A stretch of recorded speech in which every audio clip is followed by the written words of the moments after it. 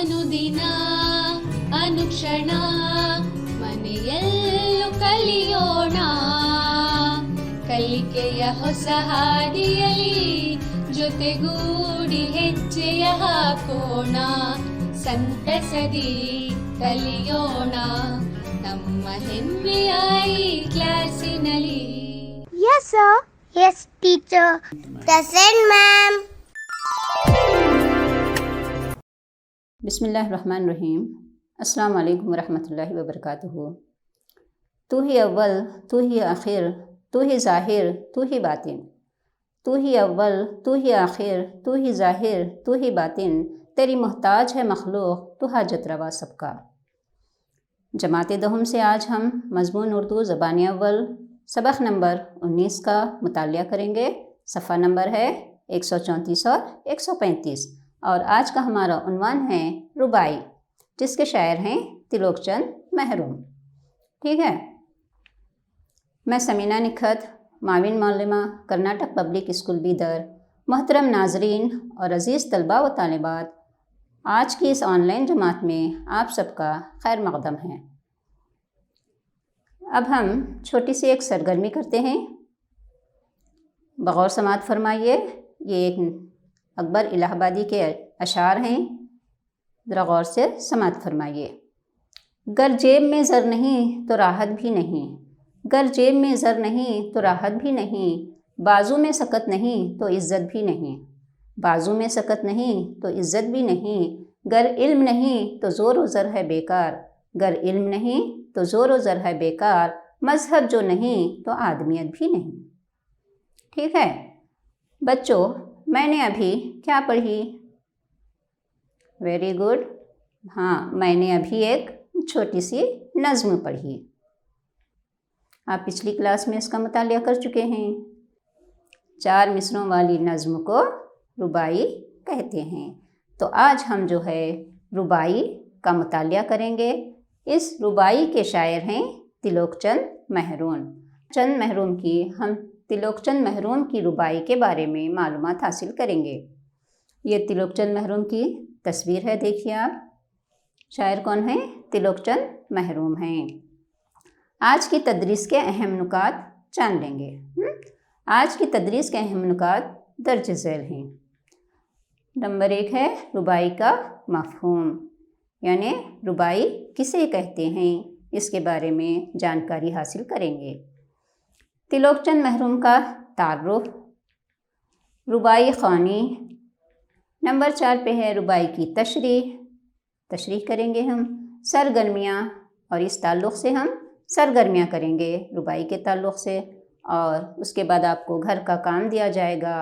आप जो है घर का काम करना, आपको घर का काम करना है और अपनी कापी में लिखकर अपने उस्ताद मोहतरम को दिखाइए। ठीक है। सबसे पहले हम रुबाई का मफ़हूम और तारीफ़ के बारे में मालूमात हासिल करेंगे। रुबाई का मफ़हूम और तारीफ़। लफ्ज़ रुबाई रुबा से मुश्तक़ है। लफ्ज़ रुबाई रुबा से मुश्तक़ है, जिसके माने 4 के हैं। रुबा के माने क्या होते हैं? 4। इस्तिलाह शायरी में रुबाई से मुराद ऐसी नज़्म है जो 4 मिसरों पर मुश्तमिल होती है। इस्तिलाह शायरी में रुबाई से मुराद ऐसी नज़्म है जो 4 मिसरों पर मुश्तमिल होती है। रुबाई को 2 बैती भी कहा जाता है। रुबाई को और क्या कहा जाता है? 2 बैती, यानी 2 शेर होते हैं इसमें। रुबाई को 2 बैती भी कहा जाता है क्योंकि इसमें 2 बैत यानी 2 शेर होते हैं। कितने शेर होते हैं? 2 शेर होते हैं। 4 मिसरों वाली नज़्म में 2 शेर होते हैं, तो इसलिए इसको 2 बैती भी कहा जाता है। रुबाई का पहला, दूसरा और चौथा मिसरा हम काफ़िया और हम रदीफ होता है। कौन कौन सा मिसरा? हाँ, शाबाश। पहला, दूसरा और चौथा मिसरा कैसे होते हैं? ये हम काफ़िया और हम रदीफ होते हैं।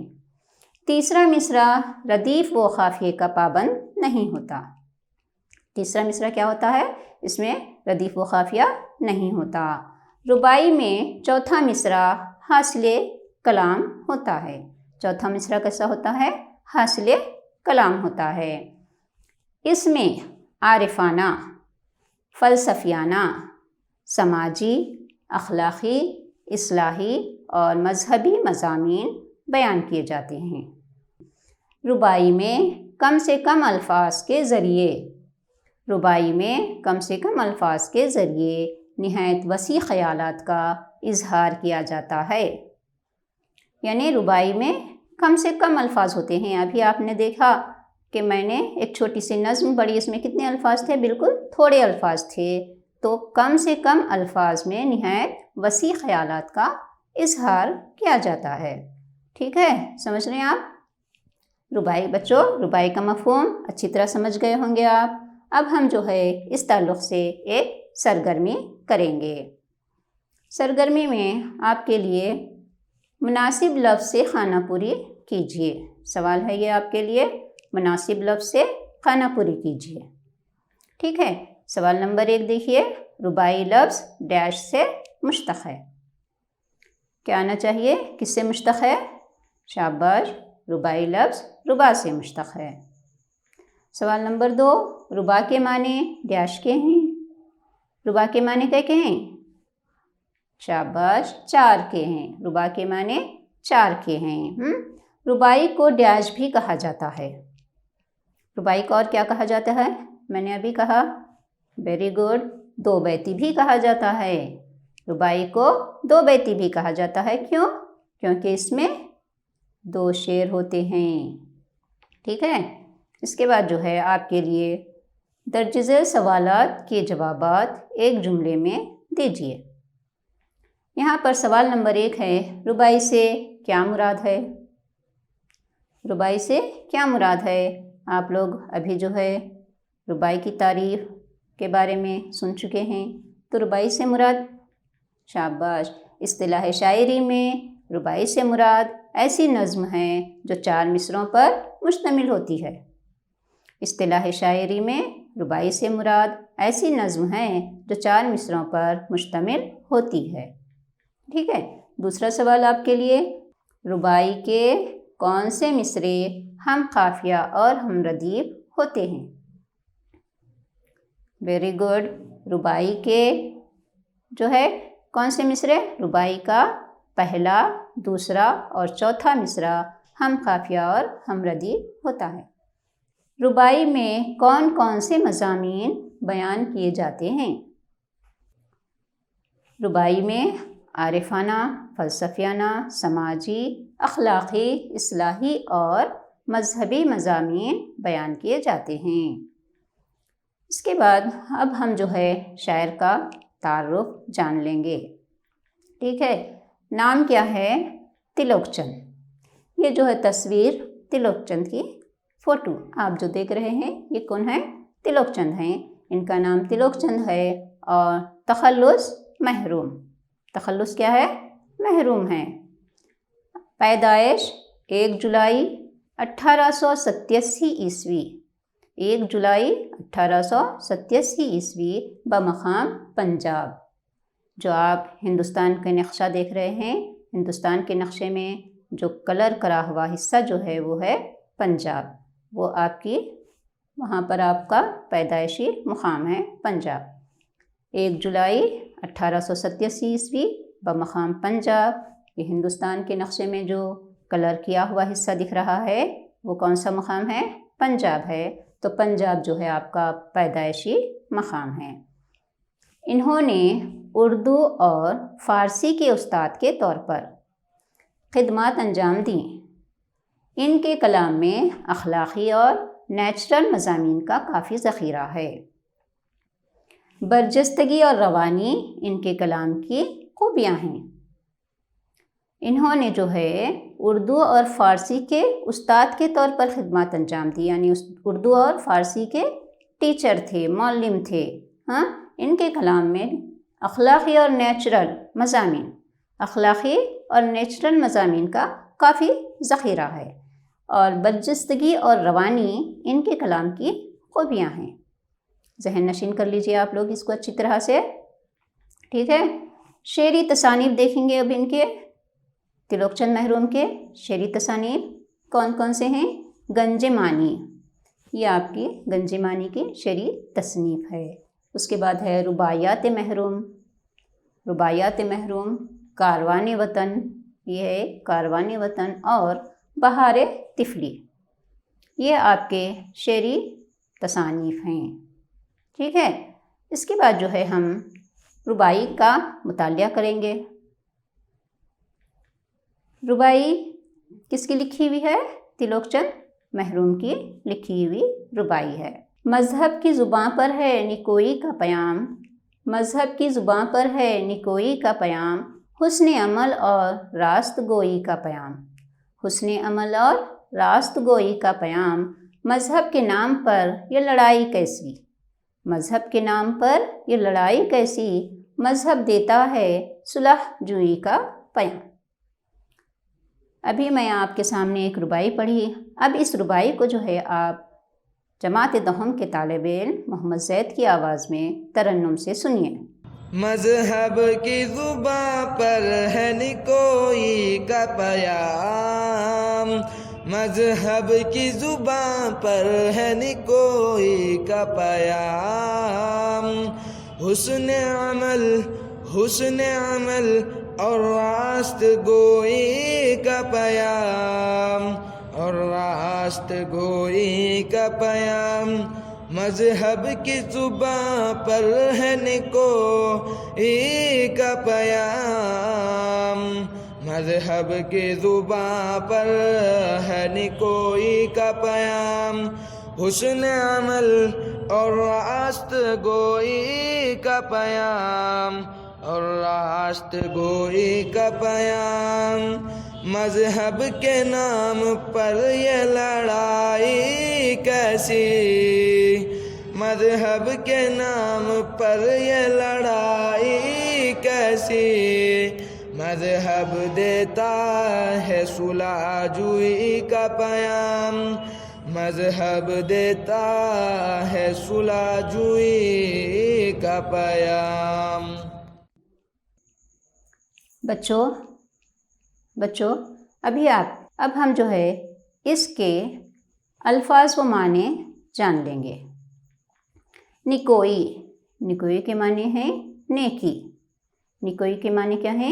نیکی ہے، اور حسن عمل یعنی اچھا عمل یعنی اچھا کام۔ یہ تصویر میں کیا دکھائی دے رہا ہے آپ کو؟ ایک اچھا کام دکھائی دے رہا ہے، اچھا عمل دکھائی دے رہا ہے۔ اسی طرح ہم کو اچھے کام اور اچھے عمل کرنا چاہیے، سنت کی پیروی کرنا چاہیے، ٹھیک ہے، تب ہم اچھے عمل کر سکتے ہیں۔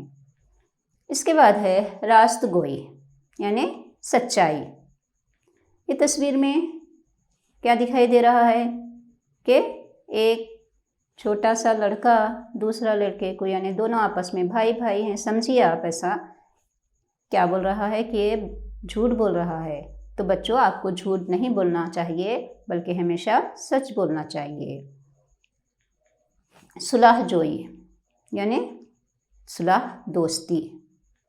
اس تصویر میں معلوم ہو رہا ہے نا کیسا دوست آپس میں گلے مل کے ٹھہرے ہیں۔ ہاں، اب ہم اشعار کی تشریح دیکھیں گے۔ اس رباعی میں شاعر مذہب و ملت کے نام پر ہو رہی آپسی رساکشی کو دور کرنے کی خواہش ظاہر کی ہے۔ شاعر کہہ رہا ہے کہ مذہب کی زبان پر، شاعر کہہ رہا ہے کہ مذہب کی زبان پر نیکی، راست گوئی یعنی سچائی کا پیغام ہے، اور ہر مذہب حسن عمل، اچھا کام کرنے کی تلقین کرتا ہے۔ آج انسانیت مذہب کے نام پر ایک دوسرے کا گریباں تھامے ہوئے ہے، یعنی مذہب کے نام پر آپس میں لڑنے کے لیے تیار ہو جاتے ہیں۔ یہ کیسی بری بات ہے؟ تو شاعر اپنی رباعی میں کیا کر رہا ہے کہ لوگ آپس میں مذہب کے نام پر لڑنے کے لیے تیار ہو جاتے ہیں، ایک دوسرے کا گریباں تھامے ہوئے ہے، یہ کیسی بری بات ہے، ٹھیک ہے۔ حالانکہ ہر مذہب امن و امان چاہتا ہے.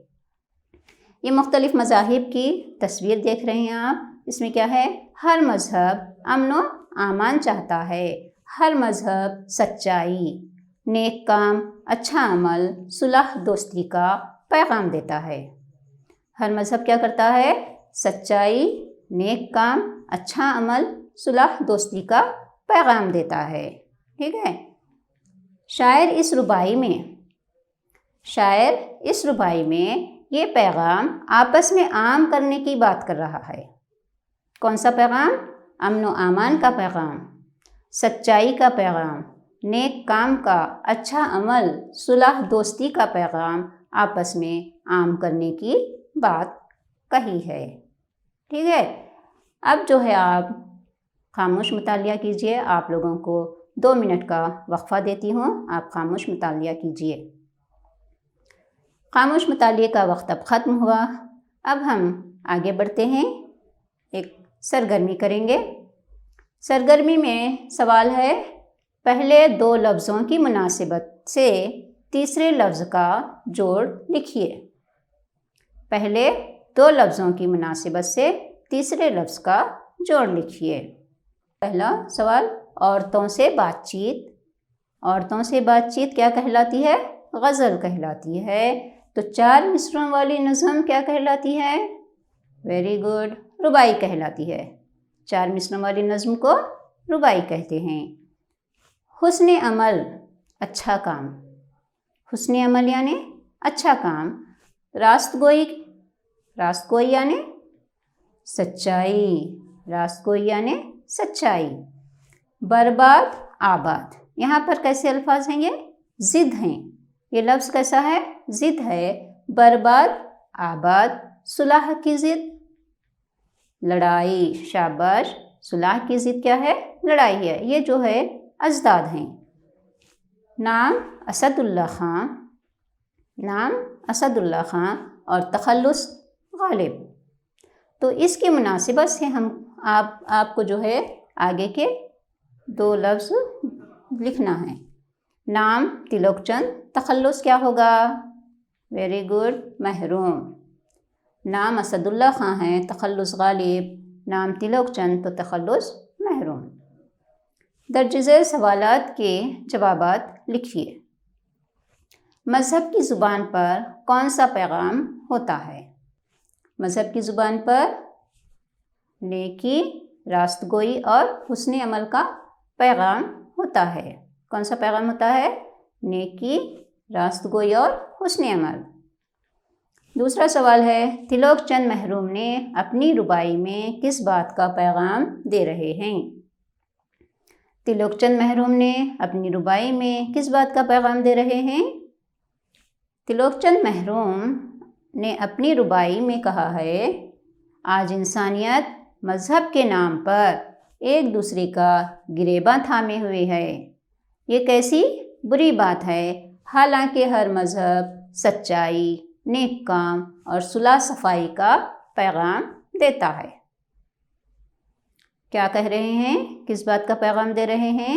کہ انسانیت مذہب کے نام پر ایک دوسرے کا گریباں تھامے ہوئے ہیں. حالانکہ ہر مذہب کیا دیتا ہے؟ سچائی، نیک کام اور صلح صفائی کا پیغام دیتا ہے. تو یہ کیسی بری بات ہے. کون بول رہی ہے؟ شاعر تلوک چند محروم اس پیغام کو اپنی ربائی کے ذریعے آپس میں عام کرنے کی بات کہہ رہے ہیں. مناسب الفاظ سے خانہ پوری کیجیے. یہ دوسری سرگرمی ہے آپ کے لیے. مذہب کی زبان پر. اس سرگرمی میں آپ کو ربائی کے 4 مصرعوں کو مکمل کرنا ہے خانہ پوری کے ذریعے. مذہب کی زبان پر ہے ڈیش کا پیام. شاباش. نکوئی کا پیام. یہ پہلا مصرع ہو گیا. مذہب کی زبان پر ہے نکوئی کا پیام. دوسرا مصرع دیکھیے، حسن عمل اور ڈیش کا پیام. کیا آنا چاہیے؟ شاباش. راست گوئی کا پیام. حسن عمل اور راست گوئی کا پیام. آپ کے لیے تیسرا مصرع ہے، مذہب کے ڈیش پر یہ لڑائی کیسی. کیا آنا چاہیے خانہ پوری میں؟ نام پر. مذہب کے نام پر یہ لڑائی کیسی. چوتھا مصرع ہے، مذہب دیتا ہے ڈیش جوئی کا پیام۔ کون سا پیام دیتا ہے مذہب؟ ڈیش جوئی یعنی صلح جوئی کا پیام دیتا ہے، صلح دوستی، آپس میں دوست بن کر رہو، لڑائی جھگڑا مت کرو۔ نمبر 5 سوال ہے آپ کے لیے، تلوک چند محروم نے اردو اور ڈیش کے استاد کے طور پر خدمات انجام دیں۔ اور تلوک چند محروم نے اردو کے اور کون سے؟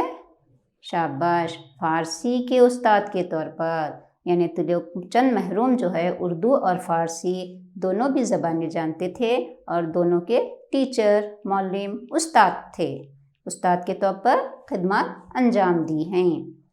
سوال نمبر 6، محروم کے کلام میں ڈیش اور نیچرل مضامین کا کافی ذخیرہ ہے۔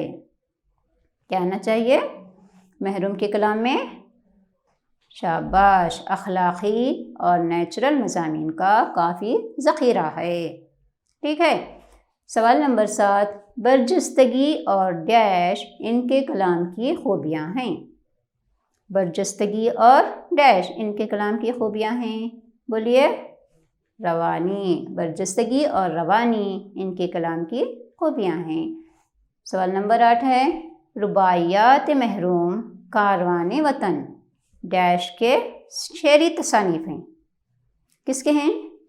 ویری گڈ، شاباش، تلوک چند محروم کے شعری تصانیف ہیں۔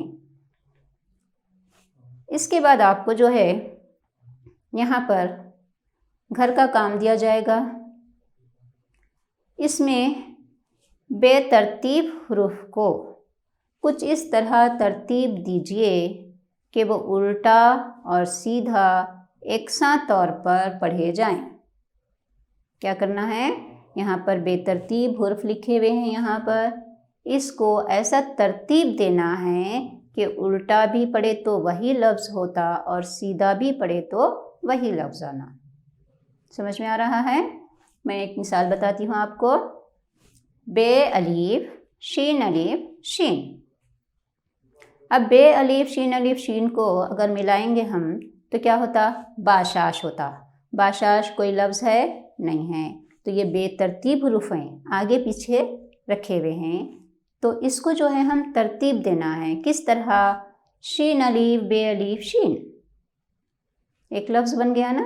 کیا بن گیا لفظ؟ شاباش۔ نون الف نون دال الف، یہ جو ہے بے ترتیب حروف ہیں، اس کو جوڑ کر آپ ایک لفظ بنانا ہے۔ وہ لفظ کیا بنتا؟ نادان، شاباش، ویری گڈ، نادان بنتا۔ اس کے بعد ہے تے تے خے، تے تے خے، کیا بنے گا؟ تخت۔ اس کے بعد ہے، اس کے بعد کون سا لفظ ہے؟ ہاں، ہے میم میم ہے، ہے میم میم۔ اس کو کس طرح جوڑنا ہے؟ میم ہے میم، تو کیا بنے گا لفظ؟ وہ مہم۔ اس طرح سے آپ ترتیب بار جوڑ کر ایک حرف بنائیے۔ سین کاف کاف، سین کاف کاف، یہ کوئی لفظ نہیں بنتا، تو ہم اس کو کس طرح سے ترتیب دیں گے؟ کاف سین کاف، کسک، کیا لفظ بنے گا؟ وہ کسک بنے گا۔ اس کے علاوہ آپ کو اور ایک کام دیا جا رہا ہے، گھر پر کرنا ہے۔ یہ بہت ہی اہم سوال ہے، آپ کو جو ہے ایگزام میں آتا ہے، مطلب یہی سوال ایز اٹ از نہیں آتا بلکہ اس طرح کا سوال آتا ہے۔ آپ اس کو اچھی طرح سے ایسے اور کئی عبارت پڑھ کر اس میں سوالات کو تلاش کرنا ہے۔ تو یہ بہت ہی امپورٹنٹ سوال ہے، اس کی آپ مشق کریے۔ سوال پڑھتے ہیں، درج ذیل عبارت کو غور سے پڑھیے اور نیچے دیے گئے سوالات کے جوابات لکھیے۔ یہ جو عبارت ہے اس کو آپ کو غور سے پڑھنا ہے۔ اللہ کا دین دین فطرت ہے، اللہ کا دین دین فطرت ہے جو تمام تر علم کی بنیاد پر قائم ہے۔ کس پر قائم ہے؟ علم کی بنیاد پر قائم ہے۔ قرآن مجید آسمانی کتاب ہے، یہ تو آپ لوگوں کو پتہ ہے، قرآن مجید آسمانی کتاب ہے جو حضرت محمد مصطفیٰ صلی اللہ علیہ وسلم پر نازل ہوئی۔ قرآن مجید آسمانی کتاب ہے جو حضرت محمد مصطفیٰ صلی اللہ علیہ وسلم پر نازل ہوئی۔ قرآن مجید سے پہلے 3 اور کتابیں نازل ہوئیں۔ قرآن مجید سے پہلے 3 اور کتابیں نازل ہوئی ہیں۔ حضرت موسیٰ علیہ السلام پر تورات، حضرت موسیٰ علیہ السلام پر تورات، حضرت داؤد علیہ السلام پر زبور، حضرت داؤد علیہ السلام پر زبور، اور حضرت عیسیٰ علیہ السلام پر انجیل، حضرت عیسیٰ علیہ السلام پر انجیل۔ یہ 3 کتابیں جو ہے قرآن مجید آنے سے پہلے نازل ہوئی ہیں۔ ہر مسلمان پر یہ لازم ہے، ہر مسلمان پر یہ لازم ہے کہ وہ ان تمام کتابوں پر ایمان لائے۔ اسلام میں قرآن کے بعد احادیث کی بڑی اہمیت ہے۔ ہمارے اسلام میں جو ہے قرآن کے احکام کو ماننا ہے، قرآن میں جو لکھا ہے اس کو پڑھنا ہے اور سمجھنا ہے، سمجھ کر اس پر عمل کرنا ہے۔ قرآن مجید میں پیدا ہونے سے مرنے تک کے تمام حالات زندگی کس طرح ہم گزارنا چاہیے، اس کے بارے میں اللہ تعالیٰ نے ہم کو بتا دیے ہیں۔ تو اس کو پڑھنا ہے، سمجھنا ہے اور اس پر عمل کرنا ضروری ہے۔ قرآن مجید یوں ہی جو ہے طاق میں رکھنے کی کتاب نہیں ہے، بلکہ اس کو پڑھنا اور سمجھنا اور اس کے اوپر عمل کرنا ہے ہم کو اللہ تعالیٰ۔ تو بچوں اب ہم اس کے بارے میں سوالات دیکھیں گے۔ سوالات ہے اللہ کا دین کس بنیاد پر قائم ہے؟ اس کا سوال آپ کو جو ہے عبارت میں تلاش کرنا ہے۔ دوسرا ہے قرآن مجید کے علاوہ دوسری آسمانی کتابیں کون سی ہیں؟ ابھی میں آپ کو پڑھ کے سنائی ہوں کہ اسلام میں قرآن کے بعد کس کی اہمیت زیادہ ہے؟ احادیث کی۔ شاباش۔ تو اس طرح سے آپ جو ہے عبارت پڑھنا اور اس کے جوابات لکھنا ہے امتحان میں۔ یہ بہت ہی اہم سوال ہے، آپ اس کی اچھی طرح سے پریکٹس کیجئے اور پیپر ہاتھ میں آتے ہی سب سے پہلے آسان سوال کو حل کریے، کیونکہ جو سوال آسان ہوتا ہے وہ بعد میں اگر کریں گے بولے تو ہم بھول جاتے، اس لیے آپ لوگ جو ہے سب سے آسان سوال کو سب سے پہلے لکھ لیجئے پرچے میں، اس کا جواب حل کریے، لکھ لیجئے، اور اس کے بعد جو ہے جو مشکل ہے وہ تھوڑا سوچ کر لکھیے، ٹھیک ہے؟ اور امتحانات قریب آ رہے ہیں، آپ اچھی طرح محنت کریے اور امتیازی نمبرات سے پاس ہونے کی کوشش کریے، ٹھیک ہے؟